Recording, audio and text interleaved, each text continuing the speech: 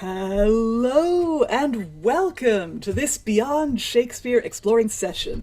Today we'll be looking at Jack Juggler, probably by Nicholas Udall, also the author of Rafe Royster Doyster, playwright, schoolmaster, songwriter, and probably not the world's nicest guy.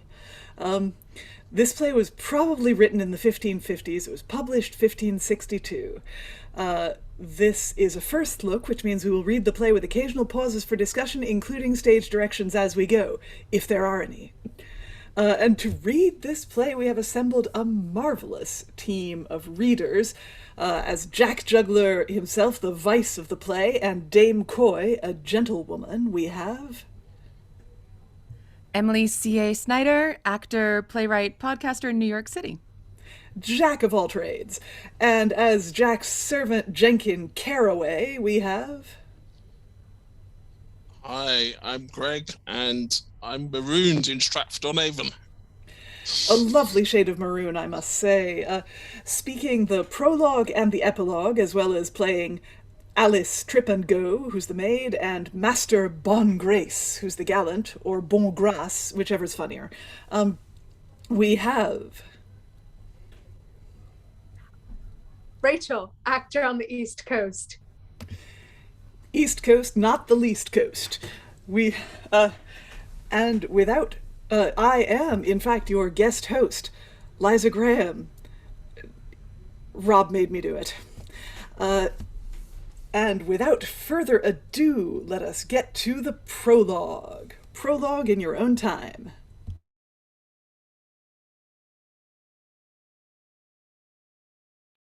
Hold on. Sorry, I have to switch off of the Wi-Fi. This is terrible. Yes, okay, we're switching off the Wi-Fi. So for a few seconds I will talk about Nicholas Udall.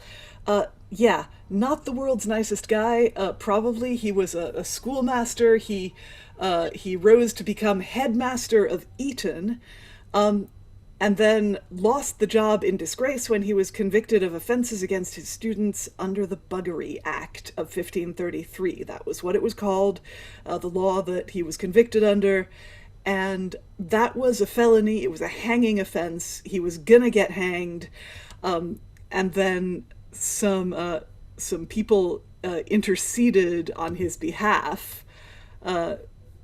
If you've seen Wolf Hall, it was Call Me Risley.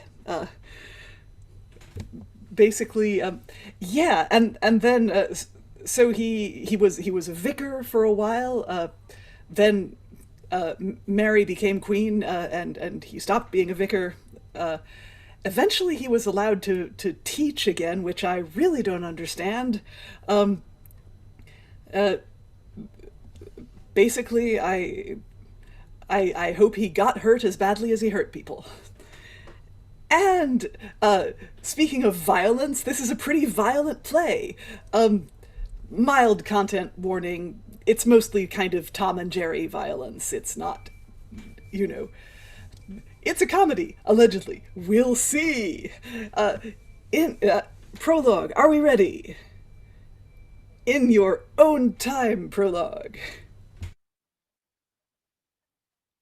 Interpone tuis interdam guardia chorus ut posis animo quem vis soffre laborem.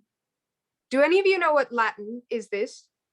Or else would you have an expositorem to declare it in English per sensum planiorem? It is best I speak English, or else within a while I may percase mine own self with my Latin beguile. The two verses, which I rehearsed before, I find written in the book of Cato the Wise, among good precepts of living 1,000 more, which to follow there he doth all men advise, and they may be Englished briefly in this wise. Among thy careful business use sometime mirth and joy, that no bodily work thy wits break or annoy. For the mind, saith he, in serious matters occupied, if it have not some quiet mirth and recreation interchangeable admixed, must needs be soon wearied, and, as who should say, tried through continual operation of labor and business without relaxation, therefore intermixed honest mirth in such wise that your strength may be refreshed, and to labors suffice. For as meat and drink, natural rest and sleep, for the conservation and health of the body, must needs be had, so the mind and wits to keep pregnant, fresh, industrious, quick, and lusty. Honest mirth and pastime is requisite and necessary, for quod caret alterna requie durabile non est. Nothing may endure, saith Ovid, without some rest. Example proof hereof in earth is well found, manifest, open, and very evident. For except the husbandman suffer his ground sometimes to rest, it will bear no fruit bearment. Therefore they let the field lie every second year, to the end that, after rest, it may the better corn bear. Thus then, as I have said, it is a thing natural, and naturally belonging to all living creatures, and unto man, especially above others all, to have at times convenient past tense, mirth, and pleasures, so they be joined with honesty and kept within due measures. And the same well allowed, not only the said Cato, but also the philosophers, Plutarch, Socrates, and Plato. And Cicero Tullius, a man sapient and wise, willeth the same, in that his first book, which he wrote an Untitled of an honest man's office, whoso is disposed thereupon to look, where to define and affirm he boldly on him took, that to hear interludes is pastime convenient for all manner men, and a thing congruent. He reckoneth that namely as a very honest disport, and above all other things commendeth the old comedy, the hearing of which may do the mind comfort, for they be replenished with precepts of philosophy. They contain much wisdom and teach prudent policy. Though they be all writers of matters of none importance, yet they show great wit and much pretty conveyance. And in this matter of making Plautus did excel, as recorded the same Tullius, commending him by name, wherefore this maker delighteth passingly well to follow his arguments, and draws out the same, for to make at seasons convenient pastimes, mirth, and game, as now he hath done this matter, not worth an oyster shell, except per case it shall fortune to make you laugh well.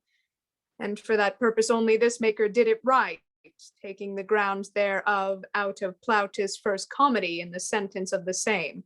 For higher things indite in no wise he would, for yet the time is so queasy, that he that speaketh best is least thankworthy. Therefore, sith nothing but trifles may be had, you shall hear a thing that only shall make you merry and glad. And such a trifling matter, as when it shall be done, ye may report and say ye have heard nothing at all. Therefore I tell you all, before it be begun, that no man look to hear of matters substantial, nor matters of any gravity, either great or small, for this maker showed us that such manner things, do never well beseem little boys' handlings.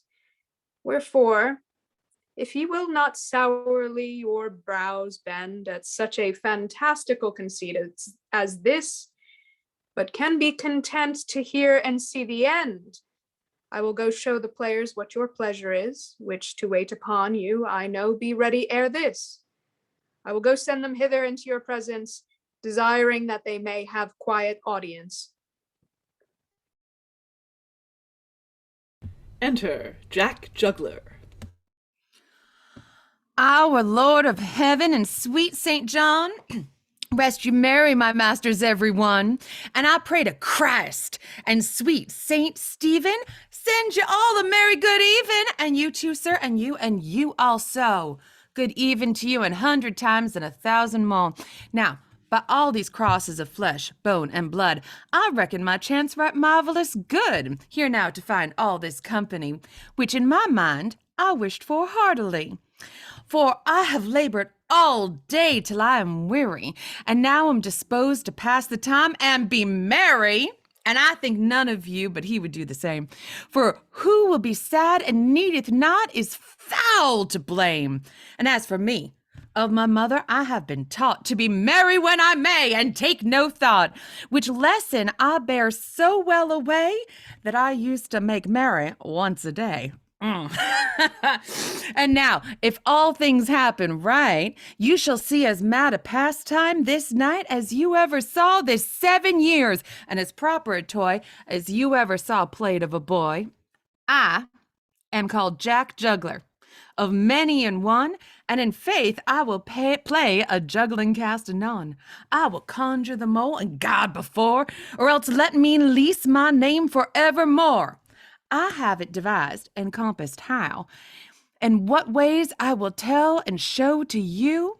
Y'all know well, Master Boungrace, the gentleman that dwelleth here in this place, and Jenkin Careaway his page, as cursed a lad, and as ungracious as ever man had, an unhappy wag, and as foolish a knave withal, as any is now within London wall.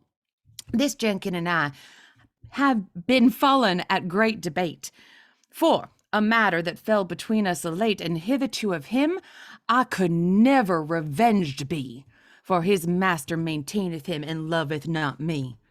Albeit, the very truth to tell, nother of them both knoweth me very well. But against all other boys, the said gentleman maintaineth him all that he can. But I shall set little by my wit, if I do not Jenkin this night requite. Ere I sleep, Jenkin shall be met, and I trust to come partly out of his debt. And when we meet again, if this do not suffice, I shall pay Jenkin the residue in my best wise.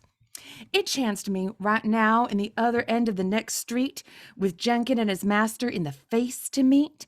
I abode there a while, playing for to see at the bucklers, as well became me. It was not long time, but at the last, back cometh my cousin Careaway homeward full fast, pricking, prancing, and springing in his short coat, and pleasantly singing with a merry note. Whither away so fast? Tarry a while, said one. I cannot now, said Jenkin, I must needs be gone. My master suppeth hereby at a gentleman's place, and I must thither fetch my dame, Mistress Boungrace. But ere yet I go, I care not much at the bucklers to play with thee. One fair touch. To it they went and played so long, till Jenkin thought he had wrong. By cock's precious podstick, I will not home this night, quod he, but as good as stripe on thy head light. Within half an hour, or somewhat less, Jenkin left playing and went to fetch his mistress. But by the way he met with a fruiterer's wife. There, Jenkin and she fell at such strife for snatching of an apple that down he cast her basket and gathered up the apples fast and put them in his sleeve. Then came he his way by another lane as fast as he may, till he came at a corner by a shop stall, where boys were at dice, faring at all. When Careaway with that good company met, he fell to faring without and let, forgetting his message, and so he did fare, that when I came by he gan swear and stare, and full bitterly began to curse, as one that has lost almost all in his purse. For I know his old guise and condition, never to leave till all his money be gone. For he hath no money but what he doth steal, and that will he play away every deal. I passed by, and then called into my mind certain old reckonings that were behind between Jenkin and me, whom partly to recompense I trust by God's grace ere I go hence, these garments, cape, and all other gear that now you see upon me here, I have done on all like unto his, for the nonce, and my purpose is to make Jenkin believe, if I can, that he is not himself, but another man. For except he hath better luck than he had, he will come hither stark staring mad. When he shall come, I will handle my captain so that he shall not well wot whither to go. His mistress I know she will him blame, and his master also will do the same, because that she of her supper deceived is, for I am sure they have all supped by this. But, and if Jenkin would hither resort, I trust he and I should make some sport. If I had sooner spoken, he would have sooner been here, for me seemeth I do his voice hear. So, I figured I'd for whom the bell tolls at this point, because there was some very crucial plot information in Jack's speech just then. Emily, what is Jack planning to do? Oh yeah, he's doing classic shenanigans. He's dressed up as the guy he hates, this Jenkin Careaway, and he's going to try to make Careaway think that he's not himself, but that my character, Jack, is his character, Jenkins. So I'm going to Bugs Bunny him, basically. Duck season, rabbit season, as it were. And I also listed all the things I saw him do the other day, which will be important, so that I saw him playing some sort of gambling game, and then he stole some apples, and then he lost all his money at a different gambling game. And I hate him for reasons. Yeah, he honestly does sound like kind of a dick, but sadly, being kind of a dick is a qualification for being a vice in a play of this type. So before that, we had the prologue, and that was a very different form of diction, much more scholarly, I thought. Rachael, how did that feel to speak? It did feel like that either was the playwright himself or some other instructor that would come out and introduce the boys. My camera's showing I'm pretty slow, so yeah, I'm probably just going to type in chat for the remainder. Okay, we can hear you. Your image is moving a little bit slowly, but we can hear your audio. You know what best to do. So Greg, any thoughts before we move on? After a really wordy and, to be frank, boring prologue, apart from the verse structure, which was quite fun to hear the discussion in the chat. Rachel's gonna come kick your ass, dude. I know she is, but she can get revenge later in chat. She's gonna come a long way if she is. That Jenkins speech just... Not Jenkins, sorry, that's me. Jack Juggler just blew off the page. It reminded me, for those who remember it, and I think, apart from Emily, most people were around for it, Callisto and Medabere, the first speech of my favourite character, the whore. It just reminded me of that. Celestina, thank you, yes. Watch it, Emily. Apparently I was quite good. Typecasting. Absolutely. I mean, but then again, Lindsay did an amazing job in the second look. But it reminded me of that speech, with that element of setting the scene. At least this story had something to do with the plot and like wanting Celestina. But yeah, really interesting. It just leapt. And when you first said an American accent, I thought, okay, but interesting from an English point of view. It really just leapt from the page, leapt into reality with that, and I thought it was the most perfect voice. And as we said, does that mean I end up as John Gill to your Dudley Moore, whatever his name is, in the film that I can't remember the name of? Rachael. I just wanted to say my thumbs down was for the prologue, not for Greg saying the prologue was boring. Yes, Emily. So a thought on the prologue, a thought on good old Jack here. Yes, the prologue, it was a little difficult to follow because what I found fascinating, or what I was able to pick up from it, maybe this is wrong, is as you said, it felt like a schoolmaster coming out and inviting, but also using the prologue to excuse what was to come after. That there's this sense of no, this is based on Roman comedy. So any sort of Tom and Jerry hijinks you see coming at you have a high pedigree. I did not mean to rhyme. The rhyming couplets are getting to me.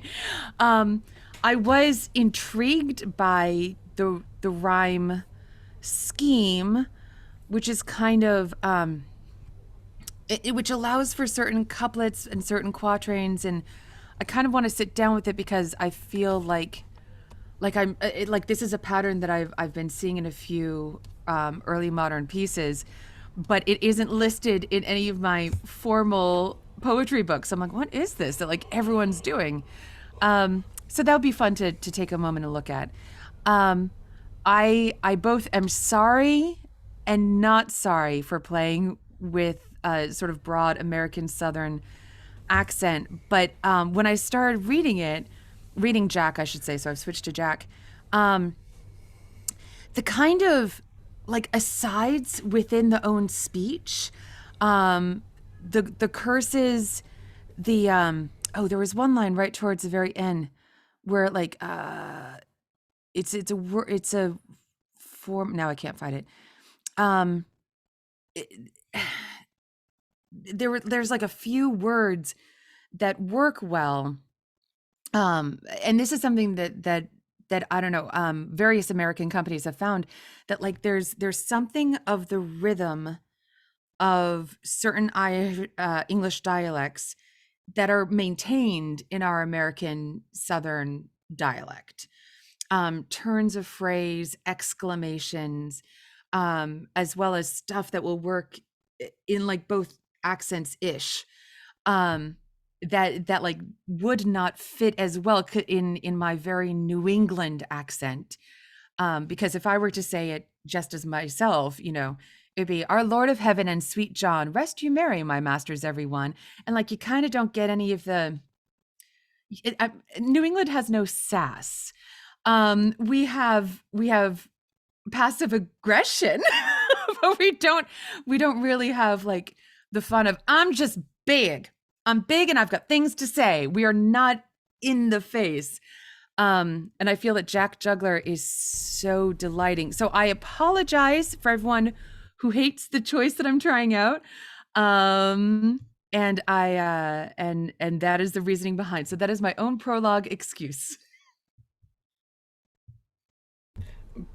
Brava and applause and yes. Well, the proof of the pudding is Greg. It's just because Rachel's just asked it. It was just little silly observation. Is that Cicero is called Tullius Cicero, not?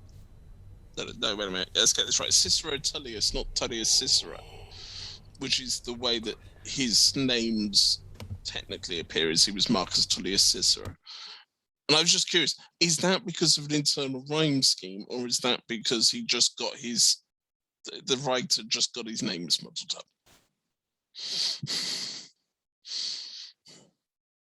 Well, that is a really interesting question. Is it? I'm trying to find where Cicero occurs. It's quite near the beginning, isn't it?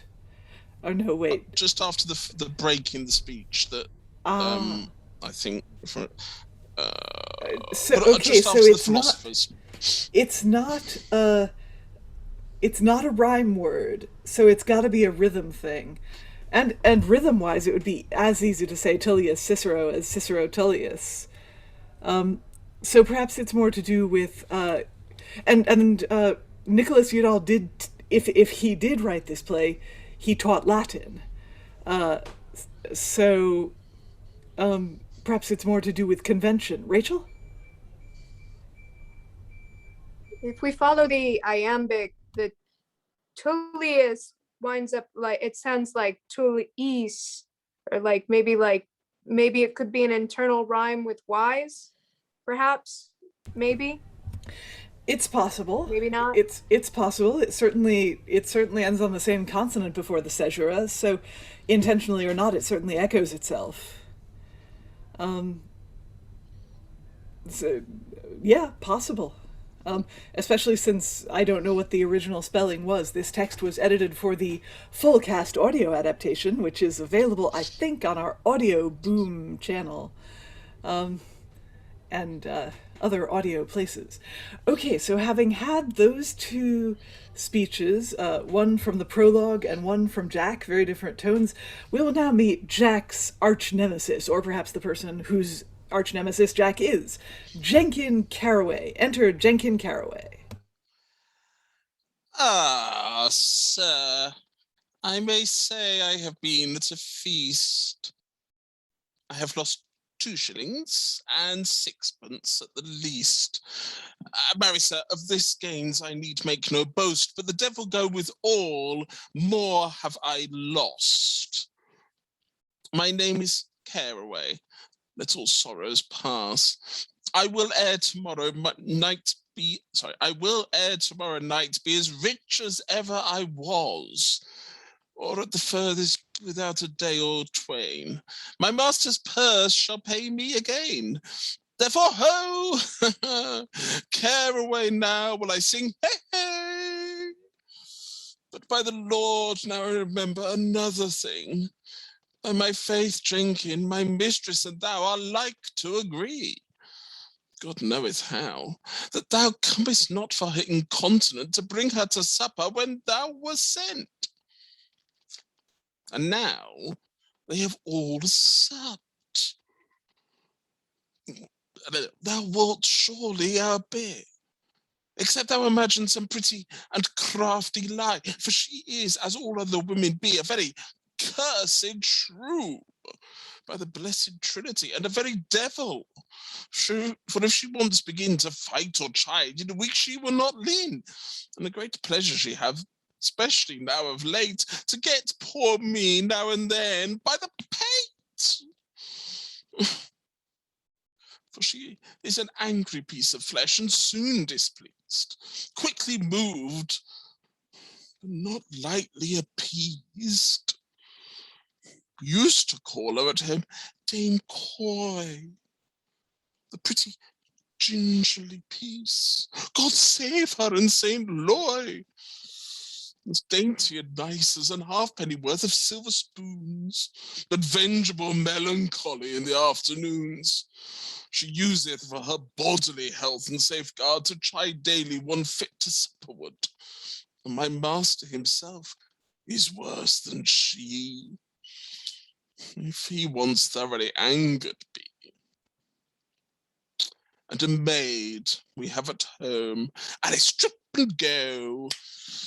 Ah, not all London can show such other two. She simpereth, she pranketh, and jetteth without fail, as a peacock that have spread, and showeth her gay tail. She minceth, she bridleth, she swimmeth to and fro. She treadeth not one hair awry, she trippeth like a doe. Abroad in the street, going or coming homeward, she quavereth and warbleth like one in a galliard, every joint in her body and every part. Oh, it is a jolly wench to mince and divide a fart. She talketh, she chatteth like a pie all day, and speaketh like a parrot popinjay, and that as fine as a small silken thread, yea, and as high as an eagle can fly for a need. But it is a spiteful, lying girl, and never well. But when she may some ill tale by me tell, she will, I warrant you, anon at the first of me imagine, and say the worst. And whatsoever she to my mistress doth say, it is written in the gospel of the same day. Therefore I will here with myself devise what I best may say, and in what wise. I may excuse this my long tarrying, that she of my negligence may suspect nothing. For if the fault of this be found in me, I may give my life a halfpenny 3.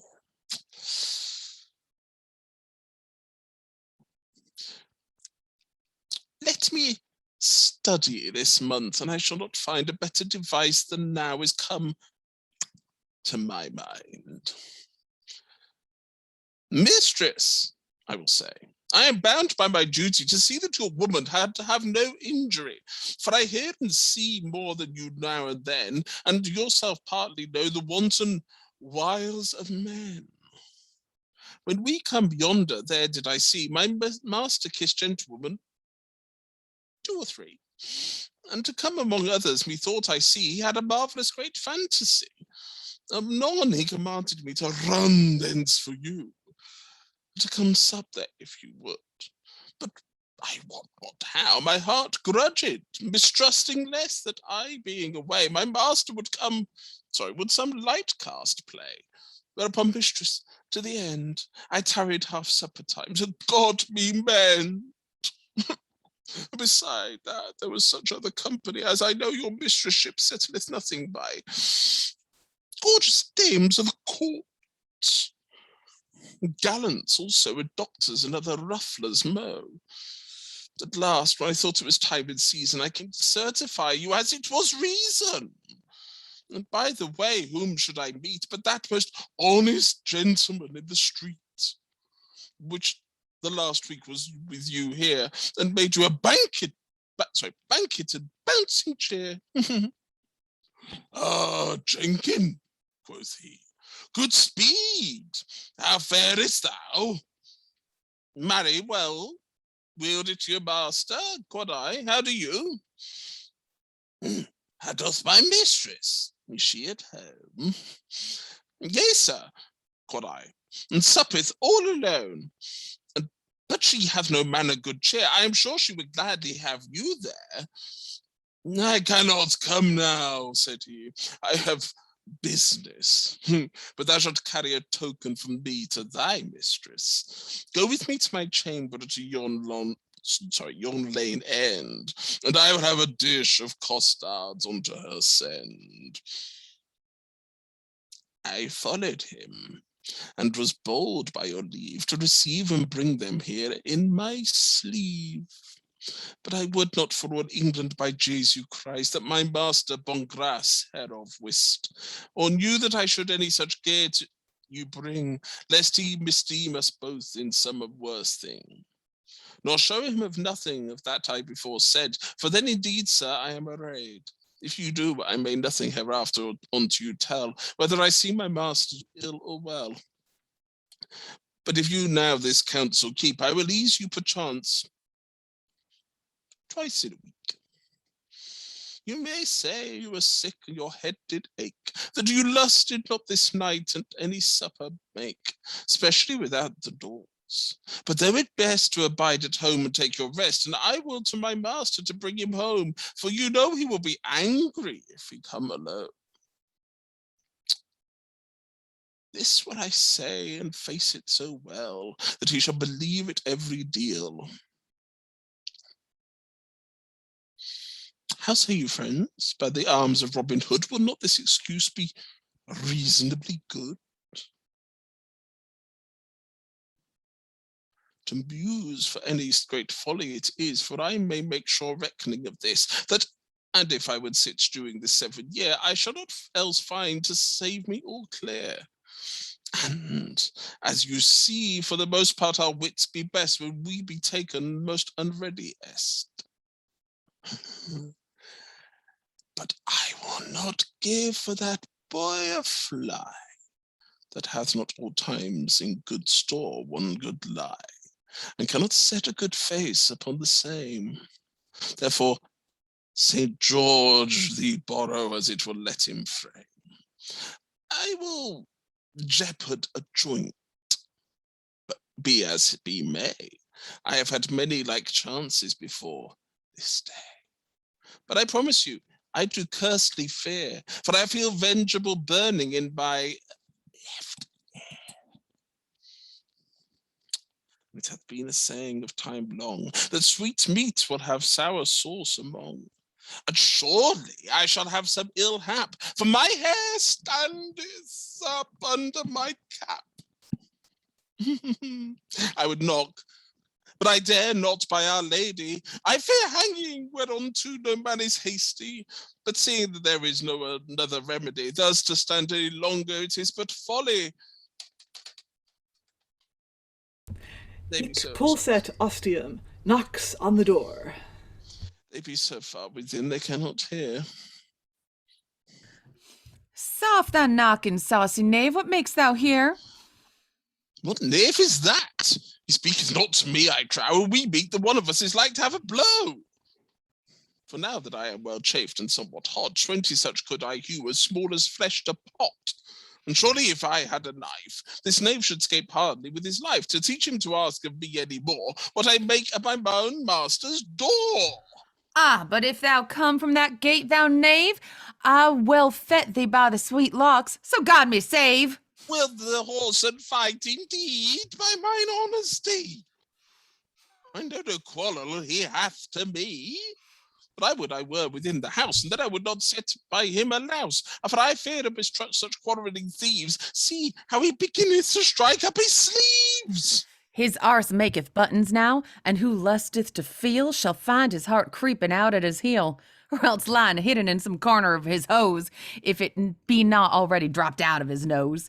For as I doubt not, but you have heard beforn, a more dastard coward knave was never born. Oh, the devil set the house afire. I trow it is accursed. When a man have most haste, he speedeth worst. If I be robbed or slain, or any harm get, the fault is in them that doth not me in let. And I durst jeopard £100, that's a bawdry might now within be found. But I expect some of them come the sooner. I shall knock such a peal that all England shall wonder. Oh, nark at the gate heartily again, if thou dare. And seeing thou wilt not by fair words beware, now fists, me thinking, yesterday 7 years past, that 4 men asleep at my feet you cast, and this same day you did no manner good, nor were washed in warm blood. Horse it is thus that washeth in warm blood. Shall some devil broken loose out of hell for wood? For hath he slain, and now will I to see that it must be my chance the 5th to be. But rather than thus shamefully to be slain, would Christ my friend had hanged me, being but years twain. And yet if I take good heart and be bold, per case it will be more sober and cold. Now hands, bestir ye about his lips and his face, and strike out all his teeth without any grace. Gentlemen, are you disposed to eat any fist meat? I have supped. I thank you, sir. And list not to eat. Give it to them that are hungry, if you be wise. It shall do a man of your diet no harm to sup twice. This shall be your cheese to make your meat digest, for I tell you these hands waiteth of the best.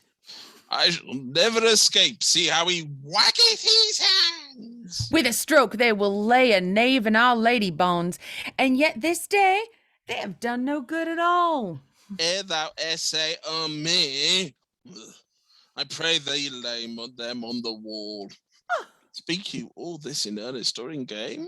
If you be angry with me, truly you are to blame.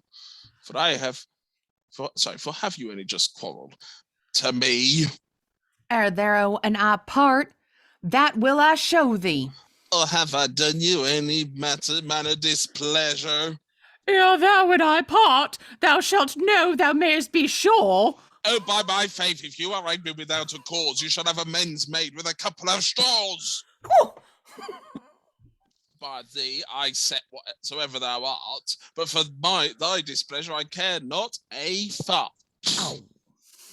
May a man demand whose servant you be? My master's servant I am, for verity. What business have you here at this place now? Nay, marry, tell me what business hast thou? For I am commanded for to watch and give diligence, that in my good master Boungrace's absence, no misfortune may happen to his house, certain. Well, now I am come. You may go hence again.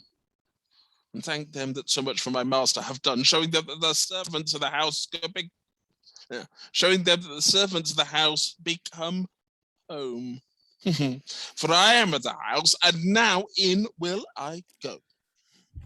I cannot tell whether thou be of the house or no, but go no near lest I handle thee like a stranger. Think no man but thyself, if thou be in any danger. Marry, I defy thee, and plainly unto thee tell, that I am a servant to this house, and here I dwell.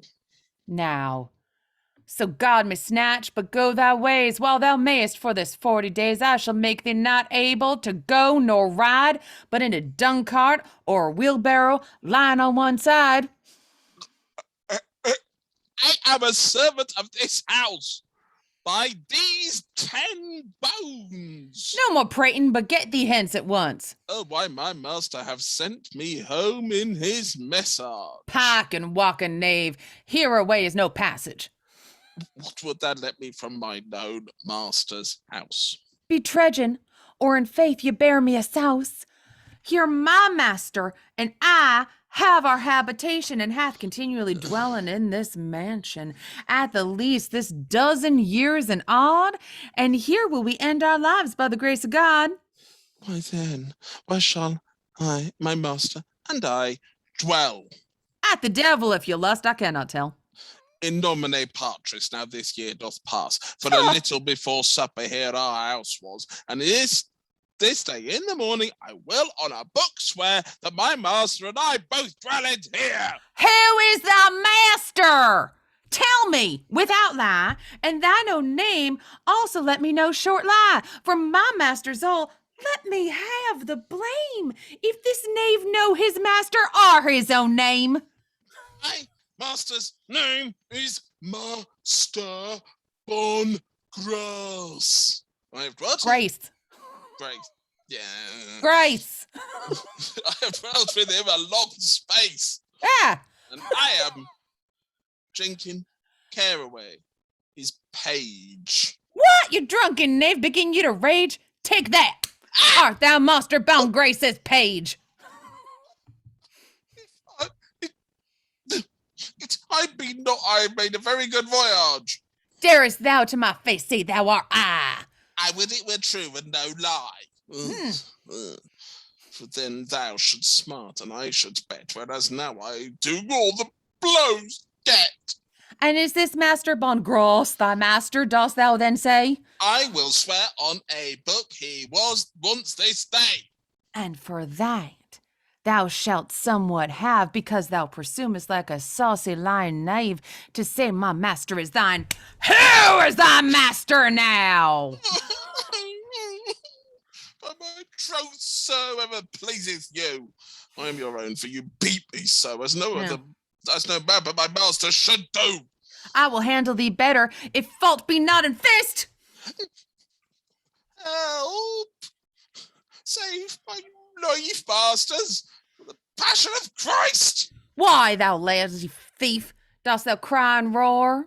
No, faith, I will not cry one whit more. Save my life, help, or I am slain. Yea, dost thou make a roaring again? Did I not bid thee hold thy peace? In faith, now I leave crying. Now I cease. Help! Help! Who is thy master? Master Boungrace. I will make thee change that song ere we pass this place. La, la, la, For he is my master. And again to thee I say that I am his Jenkin Careaway. Who art thou? Tell me plain. Nobody, but whom please you certain. Thou saidst even now thy name was Careaway? Oh, I cry you mercy, sir, and forgiveness pray. I said amiss because it was so today, and thought it should have continued I, like as a fool as I am, and a drunken knave. But in faith, sir, you see all the wit I have. Therefore I beseech you do me more therefore I beseech you do me no more blame. But give me a new master and another name, for it would grieve my heart to help me God to run about the streets like a masterless dog. I am he, thou saidst thou were, and Master Boungrace is my master that dwelleth here. Thou art no point, Careaway, thy wits do thee fail? Yea, marry, sir, you have beaten them down into my tail. But, sir, might I be as bold to say one thing, without any blows and without any beating? Truce for a while. Say on what thee lust. May a man to your honesty by your word trust. I pray you to swear by the mass you will do me no ill. By my faith, I promise, I pardon thee, I will. What, and you keep no promise? Then upon Careaway, I pray God may light as much more as hath on thee this day. Dare I speak so mote I thee, Master Boungrace is my master, and the name of me is Jenkin Careaway. What sayest thou? So? And thou wilt strike me and break thy promise to and beat on me, till I stink until I die. And yet will I still say that I am I. This bedlam knave is without doubt is mad. No, by God, for all that I am a wise lad and can call to remembrance everything that I did this day since my uprising. For went not I with my master today early in the morning to the tennis play? At noon, while my master at his dinner sat, played not I at dice at the gentleman's gate? Did I not wait on my master to supperward? And I think I was not changing the way homeward. Or else, if I think I lie, ask in the street of them that I came by. And sith that I came hither into your presence, what man living could carry me hence? I remember I was sent to fetch my mistress, and what I devised to save me harmless, do not I speak now? Is not this my hand? Be not these my feet that on this ground stand? Did not this other knave here knock me about the head, and beat me till I was almost dead? How may it then be that he should be I? Oh, I, not myself? It is a shameful lie! I will home to our house, where whoever say nay, for surely my name is Jenkin Careaway. I will make thee say otherwise, ere we depart, if I can. Nay, that will not. Sorry, nay, that will I not in faith for no man. Except thou tell me what thou hast done ever since 5 o'clock this afternoon. Rehearse me all that without any lie, and then I will confess that thou art I. Well, when my master came to the gentleman's place, he commanded me to run home at great pace, to fetch thither my mistress, and by the way, I did a good while at the buckler's play.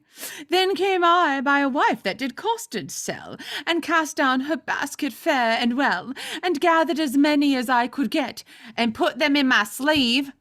Here they be yet.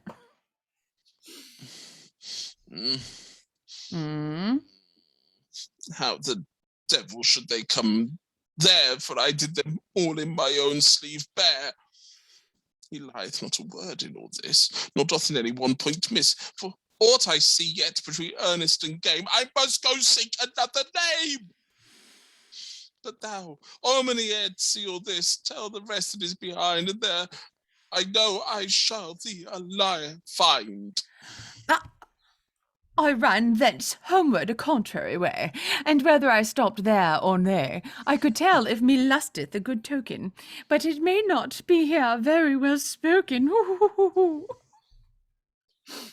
No, may I pray thee let no man that hear, but telling me privily in my ear. Aye, thou lost all thy money at dice. Christ give it his curse. Well and truly picked out before out of another man's purse. God's body! Horse and thief, who told thee that same? Some cunning devil is within thee, pain of shame. In nomine Patris, God and our blessed Lady, now and evermore save me from thy company. How now? Art thou Careaway or not? By the Lord I doubt, but sayest thou nay to that? Mary, I tell that Careaway is my name. By these 10 bones, mine is the same. Ugh. What else tell me, if be not he, what my name from henceforth shall be? By my faith, the same that it was before. When I lust to be Careaway no more, look well upon me, and thou shalt see as now that I am Jenkin Careaway, and not thou. Look well upon me, and by everything thou shalt well know that I make no leasing. Well, she can do the voice. But I see it is so without any doubt. But how the devil came it about? Whoso in England looketh on him steadily shall perceive plainly that he is I. Ugh. I have seen myself 1,000 times in a glass, but so like myself as he is never was. He hath in every point my clothing and my gear, my head, my cape, my shirt, and knotted hair, and of the same colour, my nose, eyes, and lips, my cheeks, chin, neck, feet, legs, and hips, of the same stature, and height, and age, and in every point past a Boungrace page. That he hath a hole in his tail, he's even I mine own self without any fail.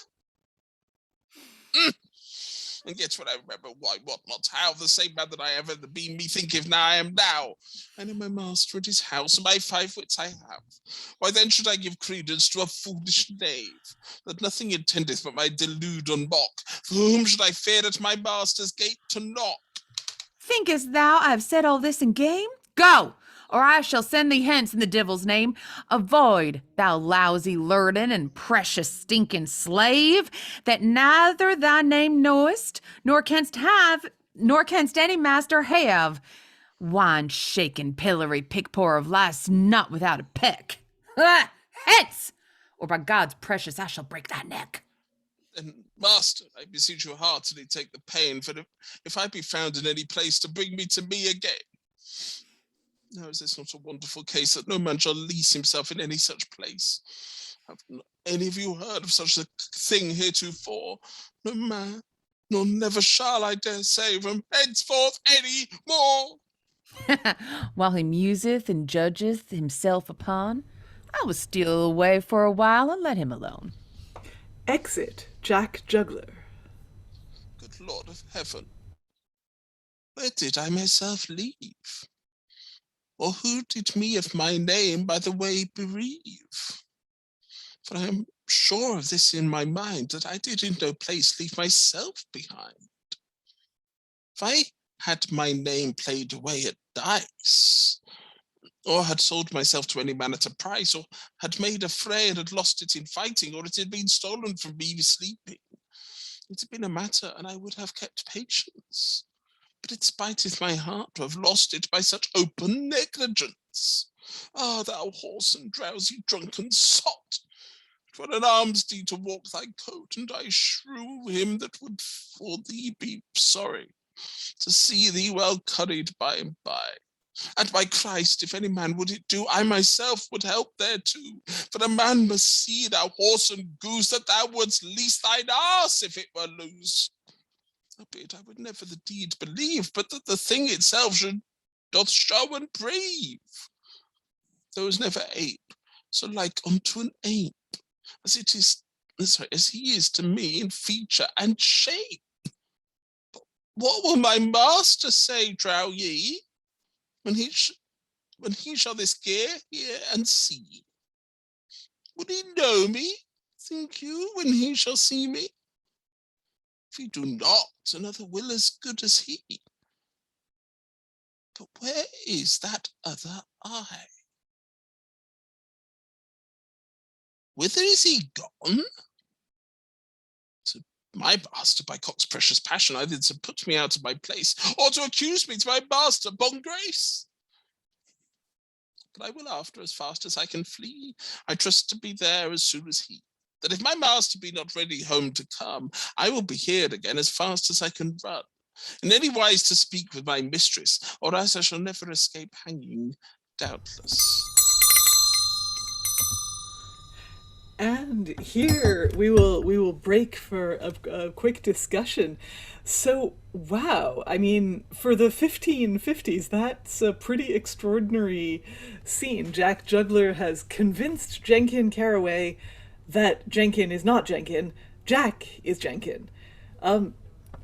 Remind me, Emily, what Jack's reasons for doing this. I mean, he alludes to basically that this guy, I mean, he really doesn't say, or I missed it maybe, but he's just like, this guy's done me wrong. Maybe he cheated me out of coins. But mostly, I mean, Jack Juggler is such a mischief character, right? He's in the vein of Loki. He's in the vein of, oh my gosh, who's the spider god? Anansi? Thank you. Yes. Again, right on down to Groucho Marx and the Roadrunner even, and Bugs Bunny. You know, this character that's kind of here in almost, actually, I'm thinking now of the way that fairies are used. There's a bit of amorality of, I am here just to reveal to you who you really are. To cause you mischief and to make you sort of reckon with yourself. So I'm not entirely sure that he has, like, he mentioned sort of personal grievance, but he hasn't really explicated that. Yeah, and you know, to be honest, the question was kind of unfair. A vice traditionally doesn't need a reason to cause trouble. They just do it because they're a vice, and if they didn't do it, they wouldn't be a vice.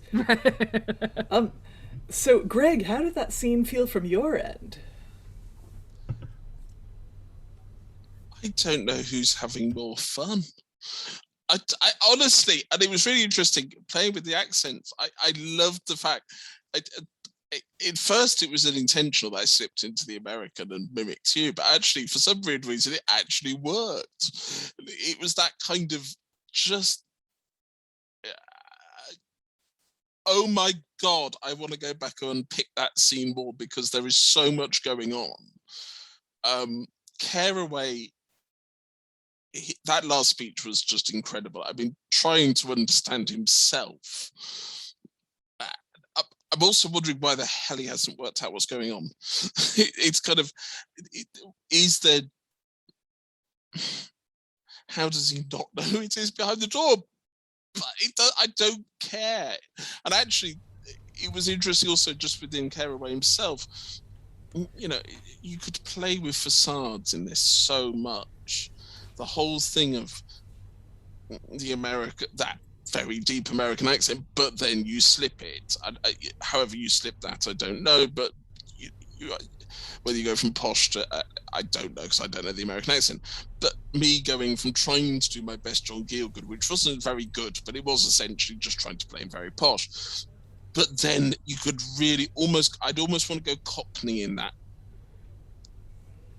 interchange, because that's the moment where the facade slips for both characters almost, and then you play with mimicking each other, and because then by the point where Juggler has that amazing section where he tries to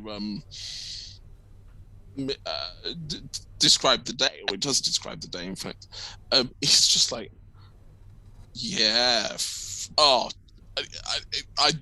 I really wasn't expecting it, and I'd read through some of this and I was going, nah, this isn't even remotely how I imagined playing it.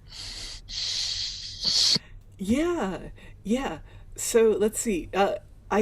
Did I see both raised hands from both Emily and Rachael? Okay. In that case, Emily. Yeah, I wasn't sure. but I'm so glad you leaned into an even posher thing, because so Liza, you started by asking the like reasons, and the thing is, this is pure farce. And in farce, there's a couple things. One, whoever you're punching up to, right, has to carry the stupid ball, basically. Has to, well, actually, it was Hank Azaria called it the idiot ball, stupid ball, something else. The idiot ball, which is that you give in to the absurdity. This person, you talk yourself into believing this person is you. But the other thing about farce is that it's all about status. As I was saying, it's punching up, right? And so, like in American, if this were an all-American cast, the closest we could get to what you were playing with, Greg, is to do something Frasier-esque, right? And then maybe to like come down either to maybe to Southern or to like a deep Jersey accent, or something along those lines, or even well, maybe not Valley Girl, but to something else. But what I love, thinking now Henry Higgins-esque, is that regardless what accent does, is it immediately gives you certain ideas of what the character thinks about their own place in society. And so I agree with you that if we were doing this performance, oh my gosh, how fun would it be to play with a Cockney, or a thick Liverpool or Manchester or something. Deep Yorkshire comes out that you're really trying to hide, whatever it may be, versus then like forcing the higher and higher and higher RP, with those the stupidly placed R's, just like too much rhotic sounds just to like elevate yourself. And it really was fun to then trade off. And even as there were a few places where I'm like, ooh, is this the place where I should try British, and how high does my own attempt go? So there were some really lovely things regarding status, which is what a farce is all about. And status is not about where your status actually is in the world. It's how high the character thinks they are. So yeah. Yeah, and to a degree, how high other characters think you are, or how you are seen, or how you think you are seen. Now, here's a question about staging. Are they on opposite sides of the closed door this whole time? Or yes, no, yes, no, may. Jack has to have physical contact with. So, I mean, you could do things of like opening up the door and doing a shot. I will say that director-wise, once again, the scene goes on a little long, even though it's amazing rhyming couplet work and shared line work. But we don't always move the plot along with every sort of section, so I'd still cut it down because I know I've directed a lot of physical farce, Tom and Jerry, slapstick type humor, and there comes a certain breaking point even for all the like choices you can make, but this would be a delight, I think, for a violence choreographer and a director and a cast to stage together. Yes, I would certainly want a lot of comedy violence. And yes, I did like the interplay you were finding with accents and impersonations, and it, you were constantly finding new ways to torture him or to make him undergo existential dread. And it worked, as we saw in that last speech. And now we can move along to the next scene, where we finally get some female characters, played, of course, by boys, but who's counting? Next scene, we meet Dame Coy, a gentlewoman, and Alice Trip and Go, her maid. She trips and goes. And in your own time, ladies, take it away. I shall not sup this night, full well I see, for as yet nobody cometh for to fet me. But good enough. Let me alone. I will be even with them, everyone. I say nothing, but I think somewhat iwis. Some there be that shall hear of this. Of all unkind and churlish husbands, this is the cast, to let their wives sit at home and fast, while they be forth and make good cheer, pastime and sport, as now he doth there. But if I were a wise woman, as I am a mome, I should make myself as good cheer at home. But if he have thus unkindly served me, I will not forget it this month's 3. And if I wist the fault were in him, I pray God I be dead. But he should have as such a Careaway ere he went to bed. And he never had before in all his life, nor any man else had of his wife. I would rate him and shake him after such a sort, as I should be to him corrosive, full little to his comfort. If I may be so bold by your mistress-ship's license, as to speak and show my mind and sentence, I think of this you may the boy thank, for I know that he playeth you many a like prank, and that would you say, if you knew as much as we, that his daily conversation and behavior see. For if you command him to go speak with someone, it is an hour ere he will be gone.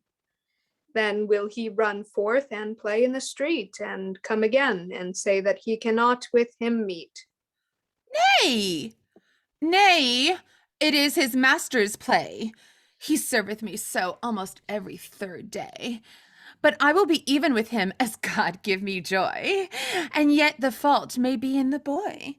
As ungracious a graft, so mote I thrive, as any goeth on God's ground alive. Oh, my wit is breached in such a break, but I cannot devise what way it is best to take. I was almost as far as my master is, but then I began to remember this, and to cast the worst as what in fear, if he chance to see me and keep me there till he come himself and speak with my mistress, then I am like to be in shrewd distress. Yet were I better, thought I, to run home again, and first speak with her certain, Gok's body yonder she standeth at the door. Now is it worse than it was before? Would Christ I could get out again of her sight, for I see by her look she is disposed to fight. By the Lord have there an angry shrew's look. Lo, yonder cometh that unhappy Hook. God save me, mistress, do you know me well? Come near hither unto me, and I shall thee tell. Why, thou naughty villain, is that thy guise? To jest with thy mistress in such a wise? Take that to begin with, and God before, when thy master cometh home, thou shalt have more. For he told me when he forth went, that thou shouldst come back again incontinent, to bring me to supper where he now is. And thou hast played by the way, and they have done by this. But no force I shall, thou mayest trust me. Teach all naughty knaves to beware by thee. Sooth, mistress, if you knew as much as I, you would not be with me half so angry. Ugh. The fault is neither in my master, nor in me, nor you, but in another knave that was here even now, and his name was Jenkin Careaway. What? I see my man is disposed to play. I ween he be drunken or mad, I make God avow. Nay, I have been sober and tame, I now. I was never handled so before in all my life. I would every man in England had beaten his wife so. I have forgotten with Towsy by the hair what I devised to say a little ere. Have I lost my supper this night through thy negligence? Nay, then were I a knave, mistress, saving your reverence. Why, I am sure that by this time it is done. Yea, that 'tis more than an hour agone. And wast it not thou sent to fetch me thither? Yea, and it come right quickly hither. But that, by the way, I had a great fall, and my name, body, shape, legs, and all, and met with one that from me did it steal. But by God, he and I some blows did deal. I would even now before your gate, for you would pummel him, joy, Lily, upon the bait. Truly, this wage pasty is either drunken or mad. Man suffered so much wrong as I had. But, mistress, I should say a thing to you. Tarry, it will come to my remembrance. Even now I must needs use a substantial premeditation, for the matter lieth greatly me upon. I beseech you, mistress, pardon and forgiveness, desiring you to impute it to my simple and rude dullness. I have forgotten what I had thought to have said, and am thereof full ill paid. But when I lost myself, I knew very well I lost also that I should you tell. What? Thou wretched villain, dost thou me scorn and mock? To make me, to these folks, a laughing stock? Ere thou go out of my hands, thou shalt have something, and I will reckon better in the morning. If you beat me, mistress, advise you, for I am none of your servants now. That other is now your page, and I am no longer in bondage. Oh, now walk, precious thief, and get thee out of my sight. And I charge thee, come in my presence no more this night. Get thee hence, and wait on thy master at once. Sorry, sir, this is handling for the nonce. I would have been hanged before that I once lost. I was never this canvassed and tossed that if my master on his part also handle me as my mistress and the other I do, I shall surely be killed between them three, and all the devils in hell shall not save me. But yet if the other I might have with me part, all this would never grieve my heart. How say you, Enter masters? Jack Juggler. Ah, how say you, masters? I pray you tell. Have I not requited my merchant well? Have I not handled him after a good sort? Had it not been pity to have lost this sport. Anon, his master on his behalf, you shall see how he will handle the calf. If he thoroughly angered be, he will make him smart. So mote I thee. I would not for the price of for a new pair of shown that any part of this had been undone. But now I have revenged my quarrel. I will go do off this mine apparel. And now let Careaway be Careaway again. Phew. I have done with that name now, certain. Except peradventure I shall take the selfsame weed some other time again for a like cause and need. Enter Boungrace and Careaway. Why, then darest thou to presume to tell me that I know is no wise possible for to be? But by my truth, master, I have told you no lie, and all these folks know it as well as I. I had no sooner been knocked at the gate, but straightway he had me by the pate. Therefore, if you beat me till I fart and shit again, you shall not cause me for any pain. But I will affirm, as I said before, that when I came near, another stood at the door. Why, thou naughty villain, darest thou affirm to me that which was never seen nor hereafter shall be, that one man may have two bodies and two faces, and that one man at one time may be in two places? Tell me, drankest thou anywhere by the way? I shrew me if I drank any more than twice today. Till I met even now with that other I, and with him I supped and drank truly. But as for you, if you give me drink and meat, as oftentimes as you do me beat, I were the best fed page in all this city. But as touchingly that you have on me no pity, and not only I, but all that you do serve, all that do you serve, for meat and drink may rather starve. What, you saucy malapert knave, begin you with your master prate and rave? Your tongue is liberal and all out of frame. I must needs conjure it and make it tame. Where is that other Careaway that thou said was here?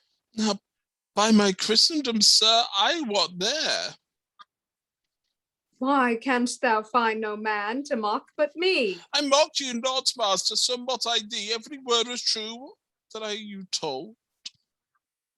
Nay, I know toys and pranks of old, and now thou art not satisfied nor content, without regard of my biddings and commandment, to have played by the way as a lewd knave and negligent, when I thee on my message home sent, but also wouldst willingly delude and mock, and make me to all wise men a laughing stock, showing me such things as in no wise may, to the intent thy lewdness may turn to jest and play. Therefore, if thou speak any such thing to me again, I promise it shall be unto thy pain. Lo, is not he in miserable case that serveth such a master in any place, that with force will compel it that thing to deny, that he knoweth true and hath seen with his eye? Was it not, trowest thou, thine own shadow? My shadow could never have beaten me so.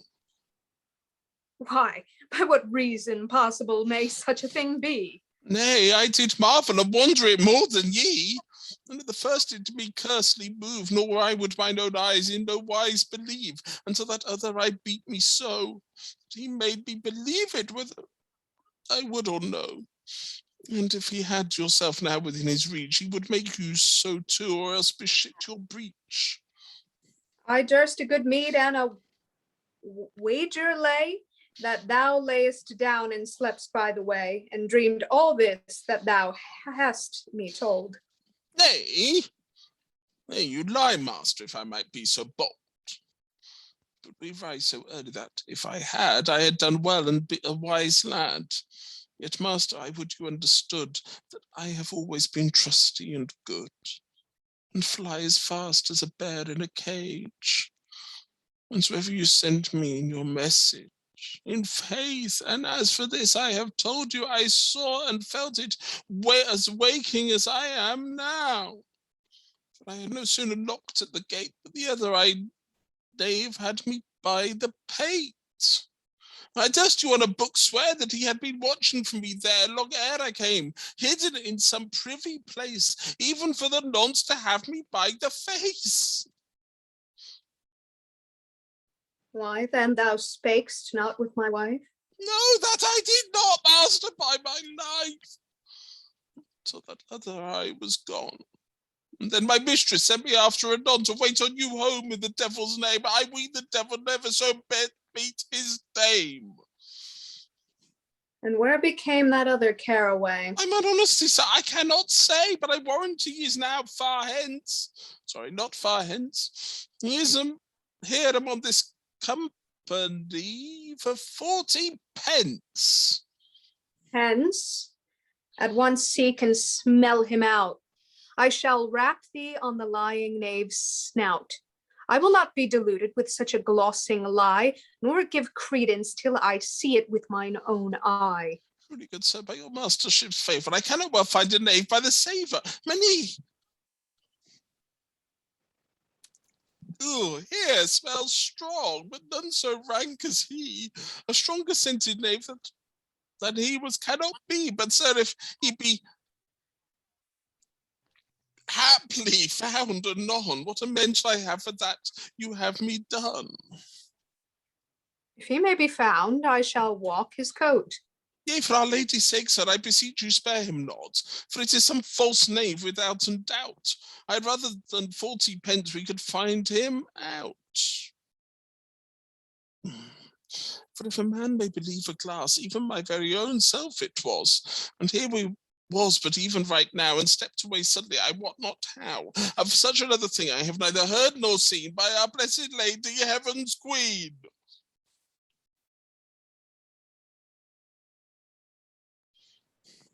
Plainly it was thy shadow that thou didst see, for, in faith, the other thing is not possible to be. Yes, in good faith, sir, by your leave. I know it was I by my apples in my sleeve, and speaketh less like me as ever you heard. Such hair, such a cape, such hose and coat, and everything as just as fourpence to a groat. that if he were here, you should well see that you could not discern nor know him from me. For think you that I do not myself know? I am not so foolish a knave, I trow, who will look in by and by, and he will propose upon a book that he is I.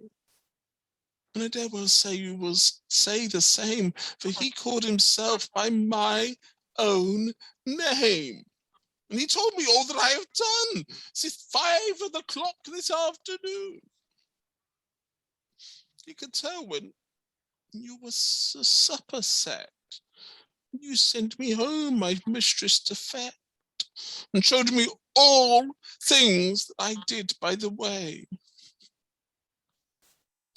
What was that? How I did at butler's play, and when I scattered a basket of apples from a stall and gathered them into my sleeve all, and how I have played after that also. Thou shalt abide, therefore so mote I go.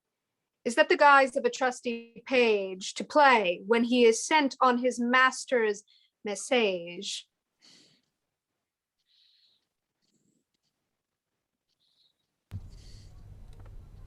Lay on and spare not for the love of Christ. Joel his head to a post and favor your fist. Now for my sake, sweetheart, spare and favor your hand and lay him about the ribs with this wand. Sorry. Wand. It's been a really long day, and this is not a Coke and Rum. I'm sorry. Now mercy that I ask of you both twain, save my knave, and let me not be slain. I have had beating enough for one play, even they. Oh dear, you can tell we've all had a long day. That a mischief take the other me care away. If ever he come to my hands again, I wish it shall be to be his pain. But I marvel greatly by our Lord Jesu, how he escaped. Me beat me thus. And is not he I, and I'm going to do that again because it's got my words completely muddled. But I marvel greatly by our Lord Jesus, how he I escaped. Me beat me thus. And is not he I an unkind knave that will no more pity on myself have? Here may you see evidently is that in him me no drop of honesty is, now a vengeance light on such a churlish knave that no more love toward itself have. I knew very well, sweetheart, and said right now that no fault thereof should be in you. No, truly, good bedfellow. I were then much unkind if you at any time should be out of my mind. Surely, I have of you a great treasure, for you do all things which may be to my pleasure. I am sorry that your chance hath now been so ill. I would gladly been unsupped, so you had your fill, but go we in, pig's knee, that you may sup. You have cause now to thank this same hang-up, for had not he been, you had fared very well.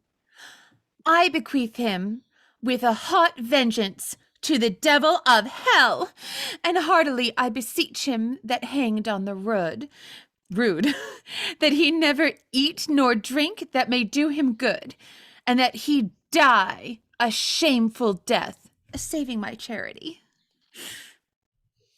Pray God send him such prosperity that have caused me to have all this business. And yet, sirs, you are the charity of my mistress. Sorry, you see the charity of my mistress. She liveth after a wonderful charitable fashion. For I assure you, she is always in this passion. And scarcely one day throughout the whole year she will wish any man better cheer. And sometimes if she well angered be, I pray God, will she say, the house may sink under me.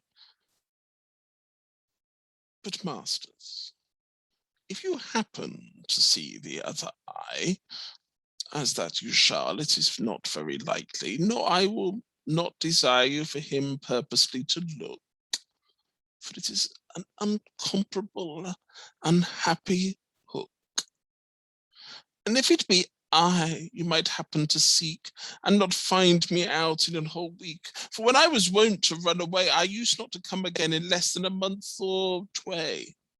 Howbeit for all this, I think it be not I, for to show the matter indeed truly, I never used to run away in winter nor in veer, but always in such time and season of the year when honey lieth in the hives of bees, and all manner fruit falleth from the trees, as apples, nuts, pears, and plums also, whereby a boy may live abroad a month or two.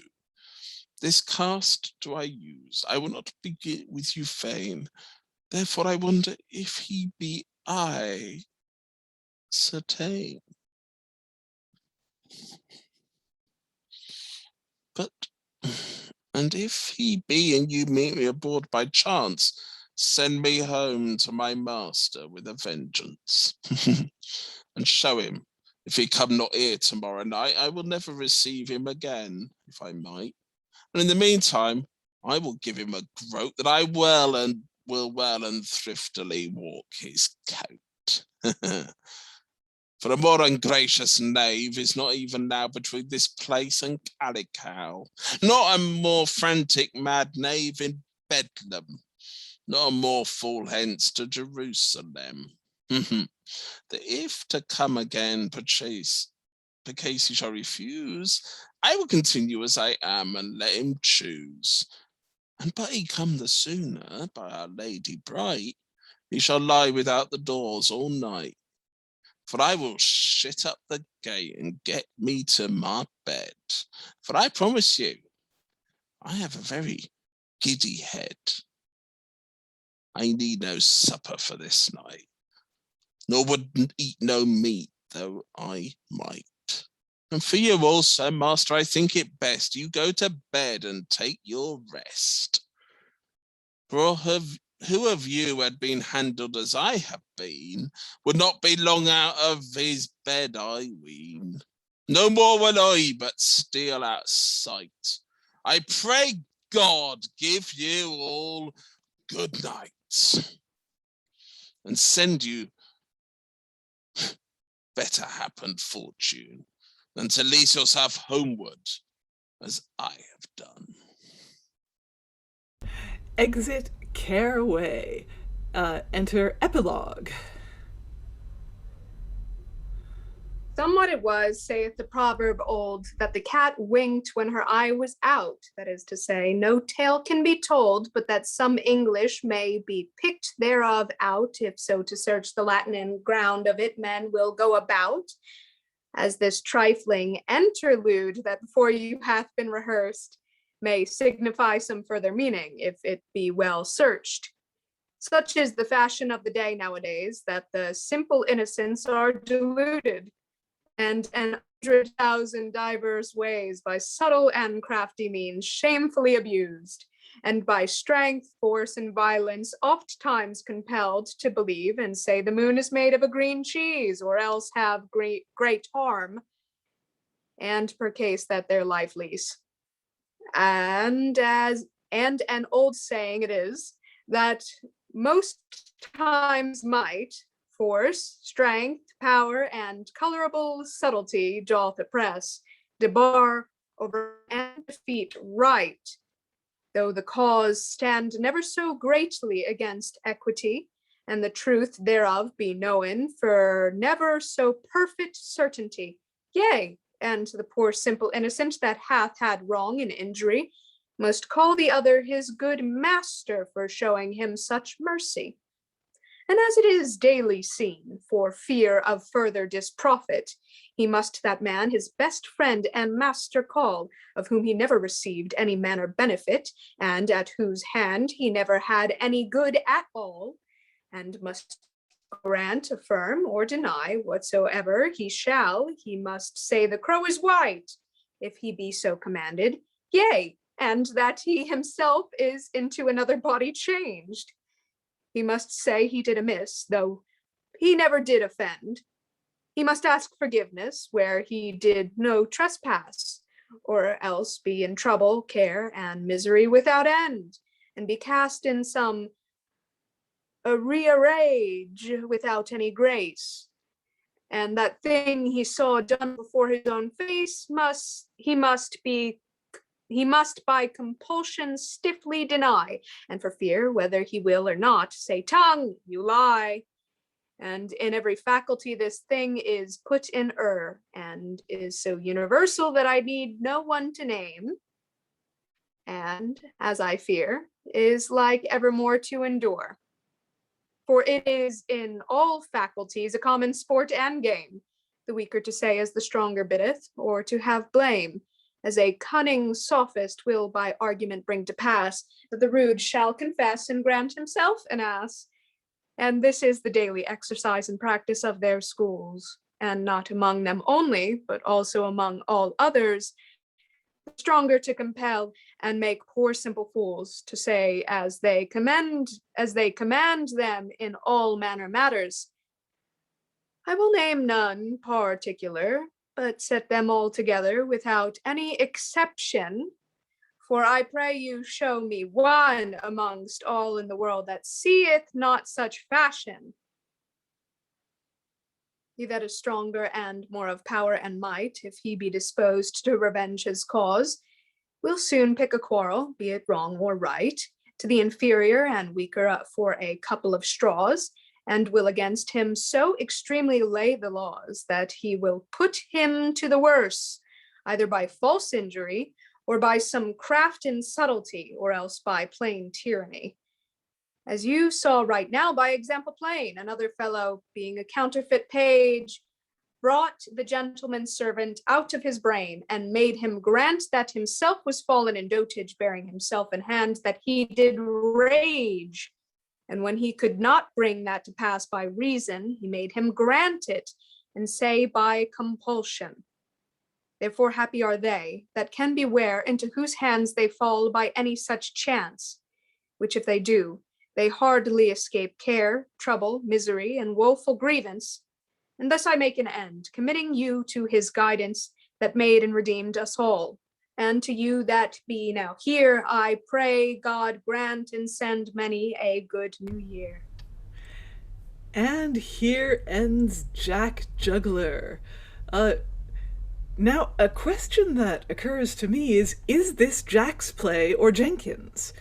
Because Jack basically disappears after the first half, leaving Jenkin holding the barrel or whatever receptacle fits this metaphor. Emily, is this your play? Oh, no, definitely not. No, Jenkins is 1000% the protagonist. Jack Juggler is just, Jack Juggler is the inciting incident, basically. But I could see why you would name it after Jack Juggler, because just the name of it sounds like, when I saw the title, I'm like, oh, we're gonna have fun. So for butts and seats, I think that makes sense. But in terms of the idea of naming the play after the main character, nah. It's true, and Jack, as his name suggests, Jack is a juggler in that he changes things and substitutes things, and juggler at this time meant not only a person who juggles objects, but a person who's a petty conjurer or a sleight of hand artist. And although Jack doesn't use any obvious forms of magic, he uses some pretty advanced psychology. Emily? Well, there was one part, actually, that felt magical, and I think I even, my body sort of followed that, where I'm, when he, that little speechlet, his last speechlet, which now I can't find. Here it is, yeah. There it is. His little last speechlet, he says, I will go do off this mine apparel, and now let Careaway, yeah, I did it, Careaway be Careaway again. There is sort of a sense that, again, maybe this is why my brain was sort of going to, to all of the fairy stories, that, and like, why does Because one of my questions that I had is Jenkins Careaway says in the previous scene, I see my chin, I see my neck, all these different things. And I was thinking, well, do you therefore have to cast a twin? Or is it, is it sort of a magical delusion? Is this, like sort of how do you play that? So no, technically there's no magic, but there is sort of a sense of magic realism in a way, of fairy intervening. There is. I suppose it's also the magic that comes with the willing suspension of disbelief. If you have two actors, as you often do, playing twins on stage, especially in these early modern plays, or indeed the Roman comedies from which they come, you put your two actors in the same costume, you give them the same wig, or the same, or at least the same color of wig. If they're wearing facial hair, you give them the same or similar, and the rest, the audience is just going to have to suspend, and most of them are sitting too far back to see their faces anyway. So I guess that's where Jack's mode of dress as he enters provokes the audience's sympathy, perhaps. Sympathy is the wrong word. Anyway. Anyway, Greg, do you think this is your play or is it Jack's? It's got to be me. It's got to be Careaway. I mean, I was genuinely shocked, and even though I kind of vaguely thought it was the case, I'm still shocked Jack Juggler doesn't come back. But something I hadn't picked up when I first read it, I love the fact that Careaway, it suggests a very intimate playing space. There is that element of you, as someone said in the chat, I think, Jack's there, though it doesn't work if he doesn't come out so much, but Jack's there and he's almost that shapeshifter going around the audience. And I love the fact Careaway talks about, well, if you do see him, which was a lovely, and it was interesting, we were talking about playing with accents earlier, and I just suddenly felt the point where I went, I'm going to drop this completely and go to this, I don't know what accent that was, I apologize if I insulted anybody in England, it was some sort of voice anyway. I just suddenly felt this, like, yeah, let's drop it, because actually it really made that last part of that last speech really interesting. What I also found interesting was that last speech of Careaway almost felt like an epilogue of its own. And I found it very interesting that we then had another epilogue. And I was like, oh, okay, it's not mentioned as such, but it definitely feels like he's tidying the play up quite nicely in his own wonderful way. But yeah, I think you're right. You couldn't call it Careaway because it sounds like the most boring play on record. So it works for Juggler, but it is definitely not Juggler's play. Yeah. I'm sorry, but the women should have been made more of because they were fabulously well written. They were slightly cardboard cut out, but hey, who cares? They tend to be. Yes, I mean, one thing they did was portray different types of character very well. Different types for either Jack or Jenkin. Emily. Well, it was curious because this setup and then that first Bugs Bunny scene, right? Really a Harlequin scene. I mean, like Jack Juggler should have had a bat of some sort. It promised, I'm surprised this play is as short as it is. I'm presuming it's a school play, which is why it may be short, and why, for example, you throw in a few lines for the one kid that, you want to have on stage, you make them the servant, but I'm like, you're missing. I was so expecting after the previous Careaway talking about the household for the two servants, the maid and Careaway, to have a scene, and to follow that change down. What is that like? And similarly, it felt odd that Jack Juggler didn't come back dressed as someone else, maybe, dressed as Boungrace or as Dame Quiet Man, which you could do in performance, but you want something else. So it was a little surprising to me that some of the things weren't followed all the way down with the promises of, who am I and who I am I to this person? Do they reaffirm my identity or not? Because again, like, does the maid see through what's going on and then goes, ooh, this is an opportunity to get back my own as well, perhaps. Who knows? But I would be fascinated with that scene. Yeah, it did seem like at the end of the play we were hoping for a payoff that never came. Because Jenkin explains to his master what happened, why paper thin plot, but why he didn't go and fetch his mistress for dinner. And he's like, well, I couldn't go and fetch her because it wasn't my job anymore, because I wasn't myself anymore. This other guy was, and if he didn't do it, it's his fault. He's a knave. I mean, I'm a knave. I mean, him, me, we're knaves.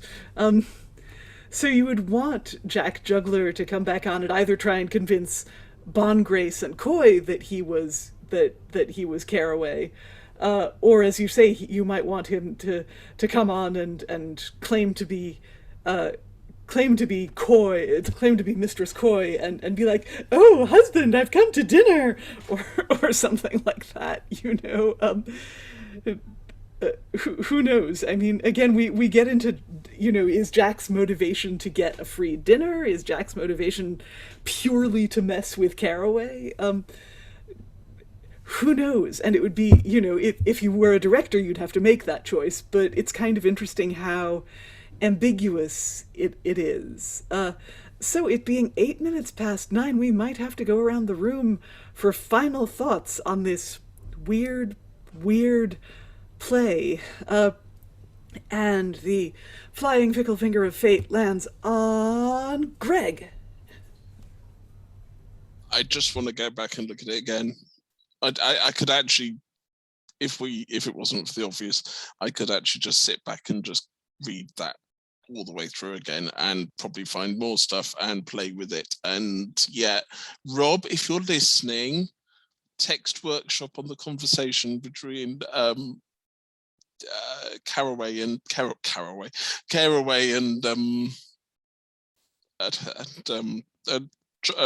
Juggler, please, because I think there's a lot we could do with that, and we have done them before.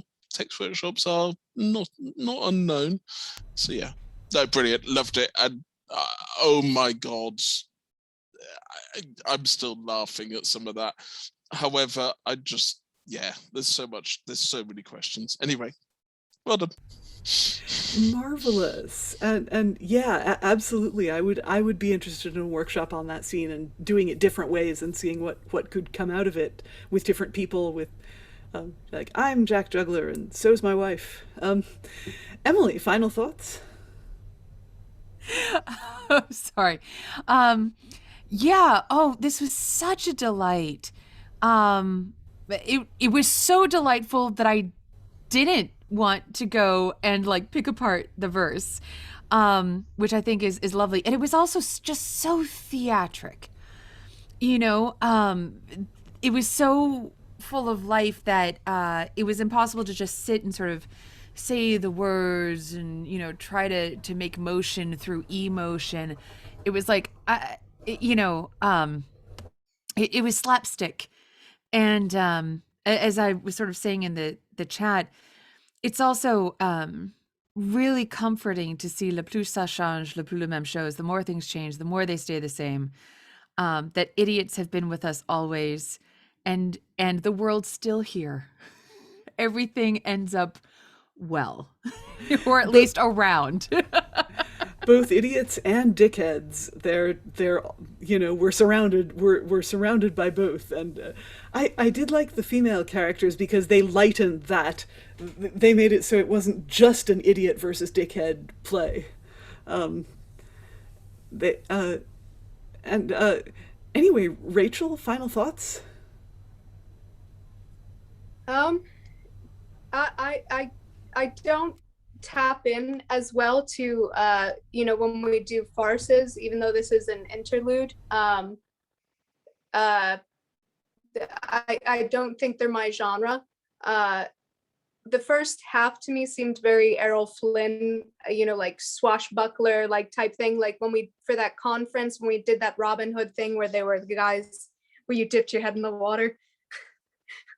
But that's what it seemed like. And then the second, I don't know. The other thing that stood out to me is that epilogue, because of what you said in the beginning of this episode about what the guy's past, and you can't always divorce an artist completely from their work, and I mean, he's dead, so it's not like he can make any money from this or hurt anybody. But that epilogue hits very differently when he talks about the strong and the weak and the power structure. I was reading something about, when people write articles about, their abusive exes or abusive relationships and what it was like, that I've read in places before that even if somebody was, hit by a significant other, that if they were watching, television and that was brought up on screen, that person would say, oh, that's so terrible. And it would be like this disconnect from reality, because the thing that was being talked about on the television was very similar to what was happening in real life, but they were very disconnected from it. And that hits that epilogue hits very differently, knowing that about this man and about his past, and being in a position of power for so many young people. And perhaps that makes it, even though this is farce and I don't tap into that farce stuff, maybe that's what makes this still a little relevant, because those are issues that you have in school systems. Everybody who's gone to school knows a teacher, knows somebody who's gotten sort of thing, or figures out after they've graduated somebody who was in a relationship with a teacher or some sort of thing like that. So I don't know. It's interesting from the farce standpoint, but also for that other standpoint. But I don't know how you would, or what a production would want to do with it. I don't know the staging. That is a really good point. I mean, the epilogue says some amazing and some things that ring very true today about misinformation and disinformation and deception, and saying, well, if someone more powerful than you says that something is the opposite of what you know to be true, you have to go along with it because you're not in a position of power. They are. So yeah, that's a really good point. We also see, I mean, again, it's intended to be a comedy, but what we see Jack doing to Careaway is basically gaslighting, right? Telling him that his reality is not real and making him doubt his own reality. Emily. No, I think that's fascinating. And actually, I think it comes back to your initial question, Liza, which is farces. It is, why is Jack doing this? What justification is there? Because, again, thinking of Frasier, honestly, like Frasier needs to be taken down a peg, right? Like that is what every like all the best episodes are based on. And as was saying, the plot will be fairly thin. It will just be, do we go to a ski chalet or not? That's the plot for the day. Do we get this woman to dinner or not? But you do see that, like, Frasier, like, it will be good for his soul to be taken down a peg, and so there is some confusion in this play, I think, because of the epilogue, because I think Greg was playing the sort of ponciness, like, I think I think way too much of myself. I'm probably someone in the world that could just use a little moment of basically asking the question, who am I?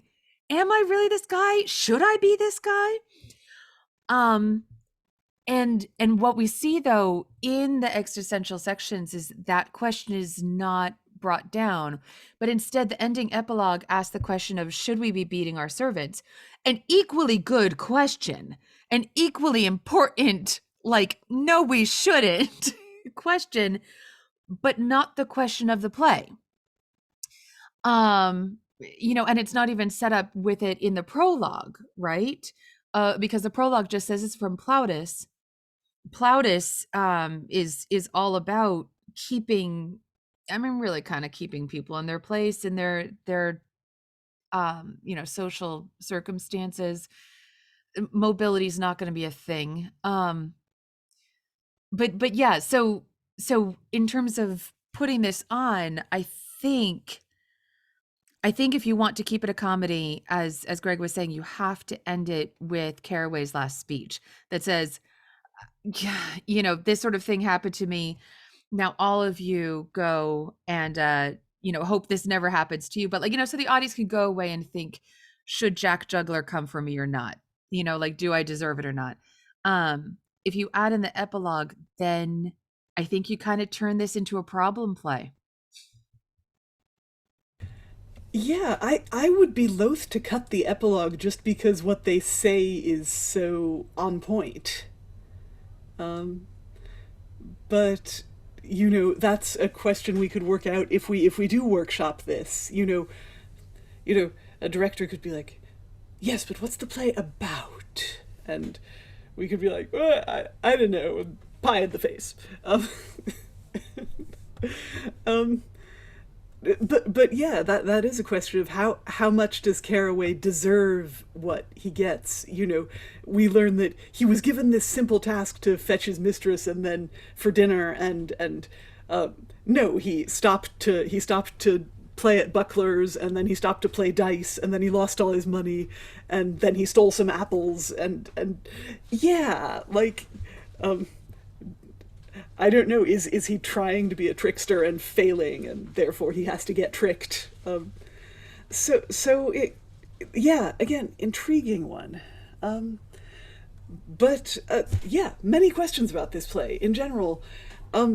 But for now, we must leave you with these questions, and all that remains is to thank our fabulous room of readers, to say, check out the full audio adaptation on our Audio Boom.